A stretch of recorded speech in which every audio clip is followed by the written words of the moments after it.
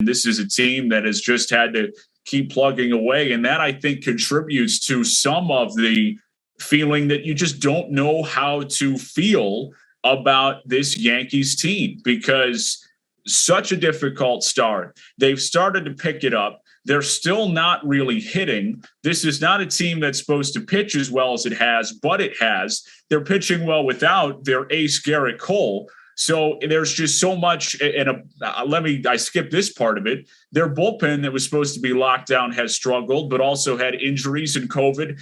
And there's just so much to unpack. So playing better baseball of late, Chapman being gone certainly won't help them, but at the very least, keeping pace in the American League playoff picture. They are right on the doorstep of the second wild card with Oakland, and a win last night that was big time for the Yankees. Really a game that they had no business winning, being shut out for a majority of the ball game, finally able to scratch across a couple of runs and eventually winning it in the 11th on a Brett Gardner walk-off single. But it's just odd to see the Yankees continue to not be able to do much with the bats and yet still find a way to win. Yeah, that's been the question all year. It's like, when are the bats going to come alive? And when is the pitching going to kind of return to normal? And when is, like, I mean, you have Garrett Cole at the top, who actually has been inconsistent compared to guys like Jameson Taillon, who recently have just been dominant, almost like. And then you have Jordan Montgomery, who's been pitched very well also. And then you have Corey Kluber before he was injured. So the thought was, okay, the offense is eventually going to figure things out, and the pitching staff's going to regress and return to normal. But that hasn't happened both ways. I mean, the Yankees are still finding a way to win ball games. And I think a lot of the credit to winning right now has to do with the Rizzo and Gallo moves. Not just on the field. I mean, we've seen on the field what they provide. Everyone can see, especially offensively, what a guy like Anthony Rizzo has done. He's hit very well for the Yankees, and they've won quite a lot of games since they got Rizzo and Gallo. But also, I think for the rest of the guys on this team, getting kind of a vote of confidence from the front office to say, Brian Cashman saying essentially to this team with Rizzo and Gallo, we believe in not just Rizzo and Gallo, but we believe in every other guy in the clubhouse. And we believe that you guys are a playoff team. That's why they're making these moves. And I think that's a huge vote of confidence for the rest of this Yankees team. And you can see it kind of play out and how well they've been playing baseball as of late. Having fun. I mean, I know that sounds crazy, but something the Yankees really haven't done all season. It seems like they've just kind of sleptwalked through this point, and now they're starting to really have fun.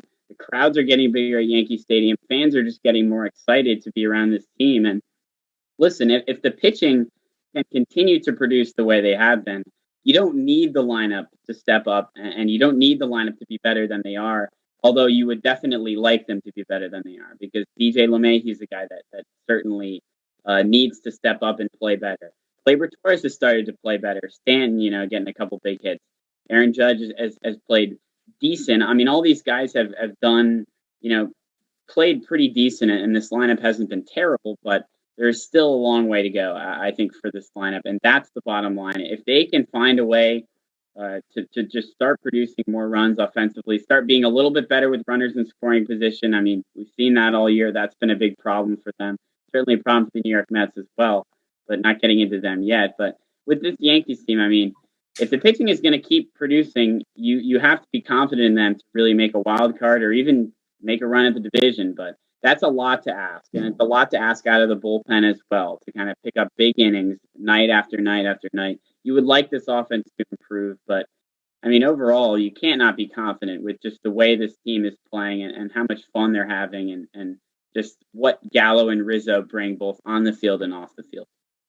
Yeah, it's interesting. And if we go back a little while, a couple series ago, a couple weeks, the Yankees got a no-hitter through 7+ innings from Domingo Germán, and then ultimately lost a 4-0 lead in a heartbreaker to Boston, a 5-run 8th inning, and then shut down in the 9th and not able to win. And it was striking because there was a lot of conversation at the time that about as well as Boston had played the entire summer, and then the Yankees were scuffling. And I believe it was Paul O'Neill on Yes Network said what is really driving this Red Sox team? What's going on? Why are they really overachieving? Is it Alex Cora coming in? Like what is this? Because this is not too different. They are better than they were last year, but this is not a team that should be running away with the division. And what Michael Kay said was in listening to some of the reporting that was being done in Boston, was that this was a team that was just having a ton of fun, that you could feel it from the Yankee perspective in their dugout, was having so much fun, enjoying playing with one another, and that was moving the needle. And you feel like the Yankees have gotten some of that with an Anthony Rizzo. And I saw a tweet from Talking Yanks too, which was very interesting to me, because the Yankees, since acquiring Rizzo and Gallo, are 7-1. And since the Red Sox were rumored to get Anthony Rizzo, they're 1-6. Now, correlation does not equal causation. That doesn't mean that it's 100% the driving force behind certainly the Red Sox not getting Anthony Rizzo and then, of course, subsequently not playing well. But it is interesting to me, the energy, the fun that exists, that extra part of baseball that does not appear in analytics, just the culture in the clubhouse and the feeling and the confidence and all the stuff that goes with it. And I think that Brian Cashman might have seen that a little bit. That was something that was talked about in 2009 when they brought in CC Sabathia, not about simply being that frontline starter, but also a dude who was going to come in and change their culture. They had a bad locker room and they needed to get better and more with it. And that's what CC Sabathia brought. And I don't know that Anthony Rizzo is necessarily going to have that same type of impact. Hard to, with how well CC Sabathia pitched in 2009 just as a first baseman. But you feel like Rizzo and Gallo have brought something new to this locker room that has really turned things around. I'm glad you brought up the Red Sox, because I think there's something to be said about, at the deadline, when you make a big move like Anthony Rizzo or Joey Gallo, having them walk into that clubhouse and just how excited it makes the other Yankees players around them. And we talked about how important it was, sure, for Rizzo and Gallo to produce, but more importantly for the guys that were already in the clubhouse to change things around. And it didn't look like throughout the first 100 games or maybe even more and into the end of July, it didn't look like, sure, the Yankees at times had shown that they were a much better team, but it didn't look like they could consistently put together win series after series. And that was just, it must have been, it wasn't the talent on the field. It wasn't the guys that they were bringing out in the lineup every night. It must have been something different, I guess, at that point. And then you bring in Joey Gallo, you bring in Anthony Rizzo, and all of a sudden it just gives these guys a lot more confidence. And now you're starting to see that they are putting series together and they are consistently winning baseball games, which is really all they needed to do. And it's not too late for them to do that. And I think combine that with the Red Sox struggles right now, and the Red Sox didn't do a whole lot at the deadline. They did get Kyle Schwarber, a move that will help, but he's not playing right now. He's still hurt. And Chris Sale, another guy that the Red Sox desperately need back, he's still not back. So right now, the Red Sox are kind of in limbo where they haven't had any immediate effects from the deadline. They were having fun all year. Now the Yankees are starting to play better, and things are slipping for the Red Sox, especially the pitching has kind of fell off. And you start to think, well, maybe if they made a different move at the deadline and had someone impact the team right away, we would be in a different scenario with Boston Red Sox.